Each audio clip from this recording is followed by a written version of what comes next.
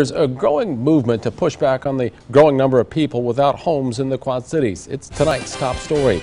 The Salvation Army shut down its Davenport shelter this summer. That leaves only 3 full-time emergency housing facilities in the greater Quad Cities area. A local expert tells us they're full. Local 4's Tahira Rahman joins us in the studio with what some people are doing about it. Tahira? Jim, it's an increasing problem in the Quad Cities. Hundreds are on the streets. It's something 2 neighbors started noticing and decided to go from observing the problem to being a part of the solution.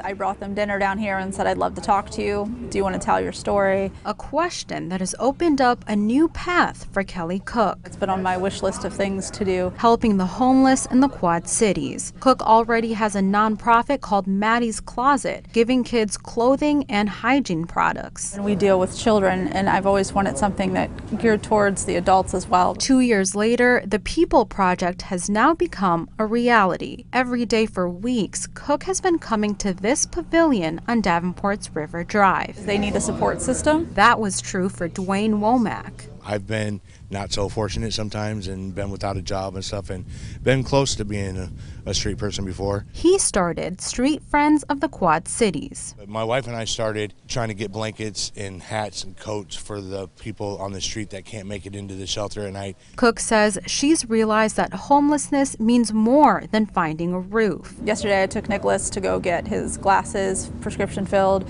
We picked up his medicine. We went to go see Grandma. I'm not throwing money at him to fix him. I'm investing my time in him to fix him. Both Womack and Cook have some ideas for long-term solutions. We definitely need more places, more facilities for these people to go. We have all these schools that keep closing down. Why not make those shelters? But until then, they say it will take more neighbors to combat a creeping problem. Sure, there's 450 people in the Quad Cities that are homeless, but if we have tens of thousands of people that live in the Quad Cities, if 450 people would step up and invest in one person, that could make all the difference in the world. Now, Womack has teamed up with the Quad City Storm for a food and blanket drive next weekend. You can find that information and more on how to help both groups at ourquadcities.com. In the studio, Tahira Rahman, Local 4 News.